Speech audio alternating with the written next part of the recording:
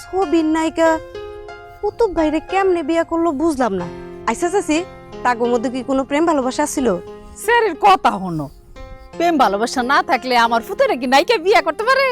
আহারে, আমিও যদি কুতুব ভাইয়ের মতো একজন নায়ক বিয়ে করতে পারতাম, বিশ্বাস করো চাচি আমার জীবনটা একেবারে ধন্য হয়ে যেত। এই আয়না তোর মুখটা ভালো করে দেখছস?